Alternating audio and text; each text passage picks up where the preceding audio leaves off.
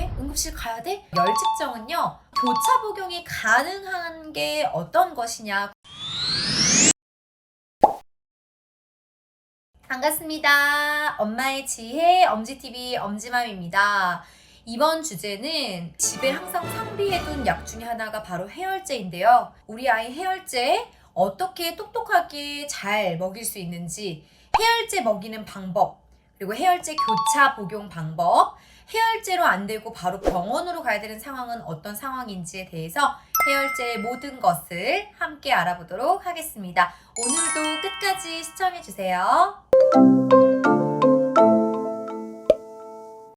네, 우선 아기를 키우다 보면 사실 출산용품 리스트에도 필수적으로 갖고 있어야 되는 필수 육아템이라고 적혀 있는 바로 요거. 네. 우리 체온계를 자주 사용하게 됩니다. 사실 저도 초보맘 시절에는 이 체온계로 늘 항상 고막 체온계로 체온을 측정했는데요. 이제는 자다가도 아이 이마에 엄마의 입술 체온계로 입술만 갖다 대도 대략 몇 도인지, 약을 먹여야 되는 상황인지 아닌지, 미열과 고열의 사이를 어느 정도는 체크할 수 있겠더라고요.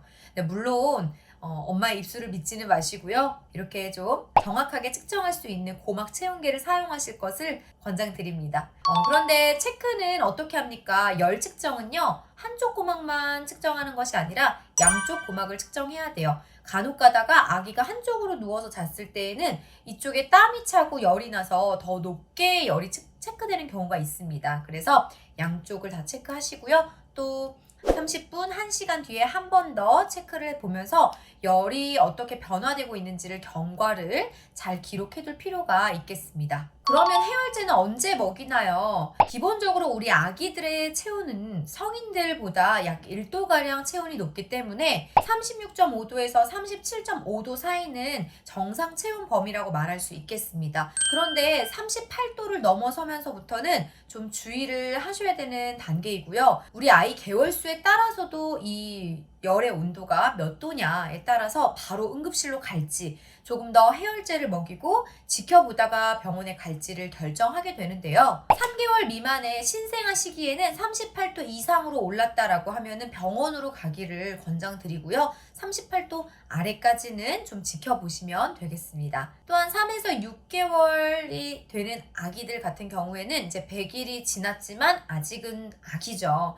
이때는 38.3도에서 5도를 넘고 있다라고 하면은 응급실로 병원을 가야 된다라는 걸 알고 계시면 되겠습니다. 6개월 이상의 아기들은요, 40도 이상, 39도 이상이 되면은 좀 경과를 지켜보다가 병원으로 가시면 되는데요. 사실 초보맘 시절에는 이 고막 체온계에서 빨간 색깔이 나오면 그냥 무서웠어요. 네, 37.5도만 넘어도, 38도만 넘어도 어떻게 응급실 가야 되나? 라고 굉장히 고민이 많았는데, 열도 열이지만 이 체온보다 더 중요한 것은 바로 아기 컨디션입니다. 그래서 아기가 열은 나고 있는데 되게 잘 놀고 깨르르 웃고 그렇다라고 하면 조금은 지켜보실 필요가 있겠고요.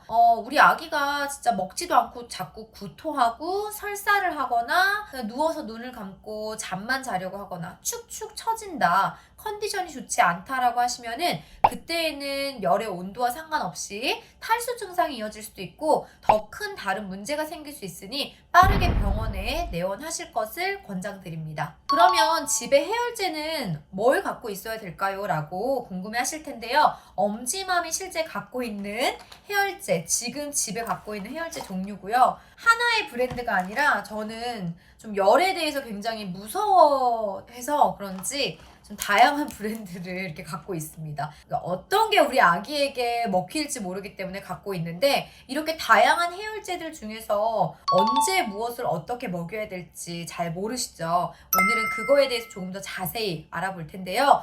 이렇게 보통은 해열제의 주 성분을 가지고서 여러분들이 이해를 하시면 되겠습니다. 일반적으로 열이 나기 시작하면은 무조건 교차 복용을 하라고 권장하진 않습니다. 한 가지의 종류의 해열제를 먹이고 이 해열제로도 열이 떨어진다라고 하면은 굳이 교차 복용을 하실 필요는 없는데요. 만약에 한 종류의 해열제를 먹였는데 우리 아이가 열이 도통 떨어지지 않는다라고 하시면은 그때에는 교차 복용을 하실 것을 권장드립니다. 다만 여기서 주의하실 게 같은 성분의 해열제를 제가 오늘 12시에 먹였어요. 그러면은 2시간 간격으로 교차 복용하라고 해서 또 같은 종류의 해열제를 교차 복용하시면 안 돼요. 예를 들어서 지금 제가 보여드리고 있는 이 챔프 시럽에 아세트아미노펜 해열제인데요. 우리 다른 브랜드에 또 아세트아미노펜 성분의 해열제가 있습니다. 브랜드가 다른데 성분이 같아요. 이거를 교차 복용하는 것은 교차 복용의 의미가 없습니다. 그래서 해열제의 성분을 잘 보고서 여러분들이 이 성분이 다르게끔 구비해 두실 것을 추천드리고요. 그렇다면 해열제의 성분은 어떤 성분들이 있나요? 라고 궁금하실 텐데요. 크게 3종류의 성분이 있다고 보시면 되겠습니다. 우선 첫 번째 성분은 아세트아미노펜, 지금 방금 보여드렸던 요 빨간 약이죠. 네. 이 챔프 빨간색이나 타이레놀이나 세토펜이나 그리고 콜데원의 보라 색깔 펜 시럽이 아세트아미노펜 해열제다라고 보시면 되는데요. 이거는 생후 4개월 이후부터 권장을 하고 있고요. 그리고 주 효능은 해열이나 진통을 잡는 그런 효능이 있다고 합니다. 복용 간격은 4시간에서 6시간을 권장하고 있고요. 복용하는 양은 우리 아이의 체중에 따라서 달라지는데요. 우리 1kg에 0.3에서 0.5mg, 그리고 체중의 3분의 1을 계산하면 됩니다. 하루에 복용할 수 있는 최대 복용량은 5회를 넘지 않도록 주의사항에 써 있으니까요. 참고하시기 바라겠습니다. 챔프의 이 파란색 시럽이 바로 이부프로펜 시럽인데요. 역시 다른 타 브랜드에서는 우리 콜데원의 주황색 시럽이 같은 성분이다라고 보시면 되겠습니다. 브루펜 아시죠? 저는 어릴 때 브루펜을 먹었었는데 이 브루펜도 역시 이부프로펜 해열제다라고 이해하시면 되겠고요. 이부프로펜 시럽과 같은 종류인데 덱시부프로펜이라고 또 있어요. 맥시부펜이나 판콜. 감기 조심하세요.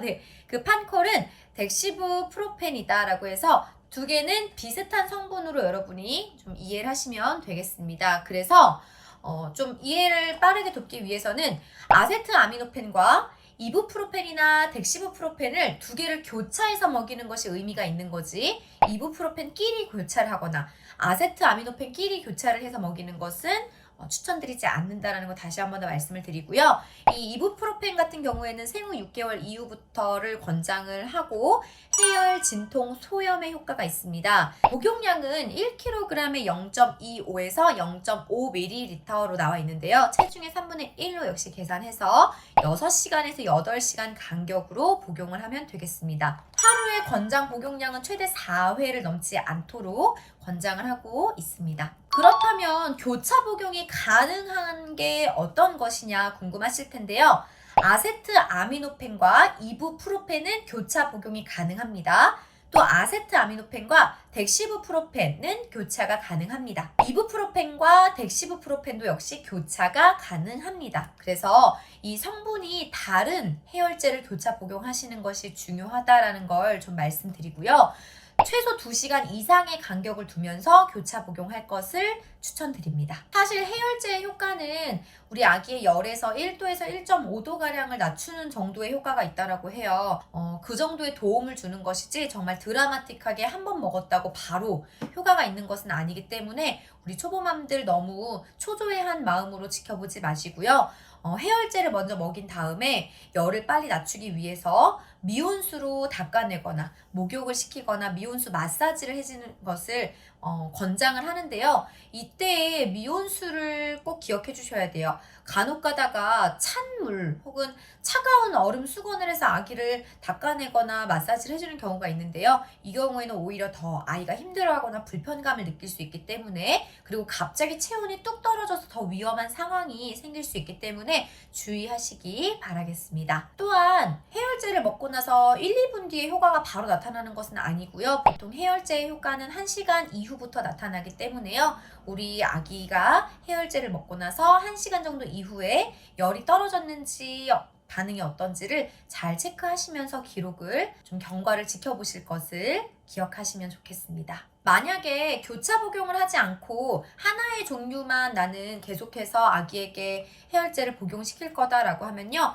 각 해열제별로 그 복용 간격, 시간 제가 안내 드렸잖아요. 이 시간을 꼭 준수하셔서 복용해 주시고요. 너무 많이 자주 짧은 간격으로 먹이게 되면은 오히려 아기에게는 약물 오남용 상황이 되기 때문에 남용하지 않도록 엄마가 시간 체크, 복용한 시간도 잘 기록해 두시기 바랍니다. 우리 아기가 열이 날 때에는 정말 아빠, 엄마 둘 다 너무너무 당황하게 돼요. 특히나 어린 아이는 더욱더 당황하죠. 말을 잘 하지 못하기 때문에 어떻게 해야 되나 그 지켜보는 부모님의 마음은 더욱더 애가 타게 됩니다. 하지만 이럴수록 더욱더 침착하게 해열제 복용 방법과 그리고 아기의 컨디션 상황을 잘 지켜보시면서요. 우리 아기가 컨디션이 좋아지는지 나빠지는지 또 다른 반응은 없는지 이런 것들을 조금 더 주도 면밀하게 체크하시면 우리 아기가 굳이 응급실이나 병원에 가지 않고서도 집에서 해열제만으로도 부모님의 관심만으로도 충분히 열을 이겨낼 수 있다라는 거 말씀드리고요.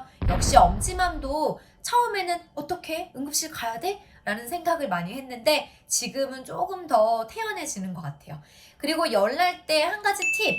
만약에 열이 나는데 아기의 손, 발까지 차가워진다라고 하면요. 양말을 좀 신겨주시기를 바라고요. 이 이유는 열이 날수록 아기의 심장이나 장기 중심으로 피가 몰려서 혈액순환이 잘 되고 있지 않은 거예요. 그래서 미온수로 마사지를 해주거나 엄마 아빠가 주물주물 주물러주면서 체온이 손 발끝까지 잘 전달될 수 있도록 도와주시는 것도 한 가지 방법이다라고 말씀드리고 싶습니다. 어떻게 오늘 영상이 조금이나마 도움이 되셨기를 바라면서요. 여러분들 요 아래 네이버 카페와 그리고 댓글로도 많이 소통했으면 좋겠습니다. 그러면 다음에도 유익한 영상으로 또 인사드리도록 하겠습니다. 여러분 감사합니다.